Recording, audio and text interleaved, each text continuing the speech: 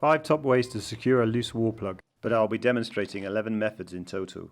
I initially started off by drilling 9 oversized holes. This video came about due to all the comments that were made about my original video on how to fix loose wall plugs, especially on my Spanish channel. All the techniques shown work better when used on harder material walls. The results may vary a lot when done on sheet drywall. Option 1. Trapping the wall plug with cocktail sticks.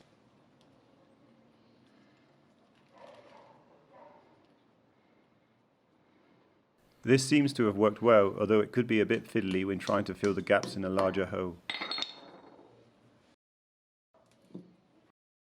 Option 2. Splitting an additional wall plug and using 1 or 2 of those pieces to trap the original wall plug. In the end, I only needed to use 1 piece to trap the wall plug. This is a classic option and generally works well, but sometimes you'll have to cut off the excess wall plug hanging out the wall. Option 3. Wrapping the wall plug with electrical installation tape. This is a poor method in my opinion, as you are covering the wall plug's gripper edge with a thick layer of tape.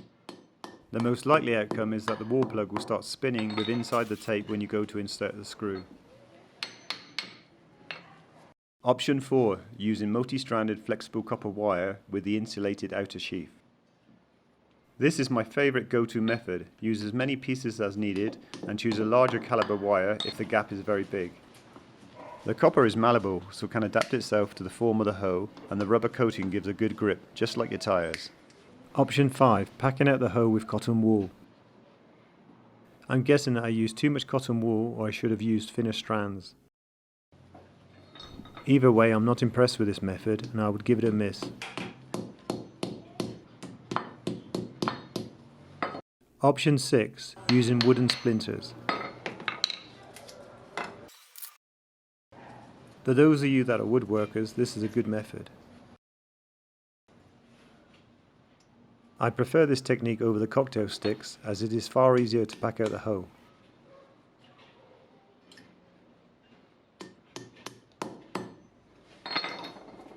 Option 7. Cutting off a small patch of your old jeans.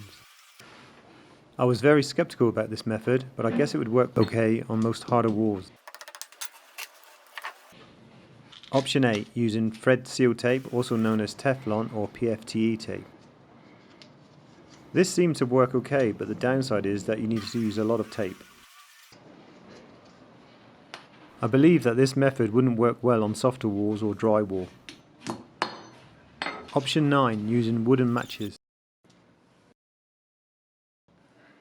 I would have preferred to have bought thicker matches like the ones that I used for lighting a barbecue, but I couldn't find them.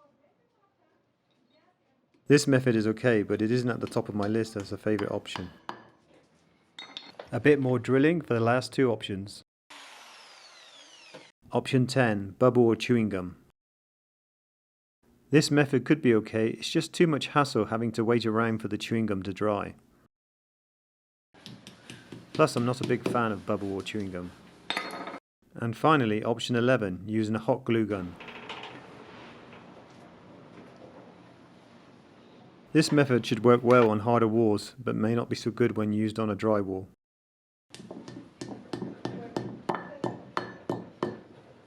Wooden skewer sticks could also be another option, but that only came to mind whilst editing this video. So finally, my preferred top 5 methods in reverse order are: in 5th place, the hot glue gun; in 4th place, cocktail stick; in 3rd place, wooden splinters; and the 2 winners coming in joint in 1st and 2nd, the multi-stranded flexible copper cable and splitting an additional wall plug and using those pieces to fill the gap. At the end of the day, the best choice is what comes to hand to solve your dilemma, especially if the nearest hardware stores are closed or just too far away to justify the journey there and back in order to purchase the materials needed to obtain a better solution. If the video was useful, please consider giving it a like or subscribing to the channel. Thanks.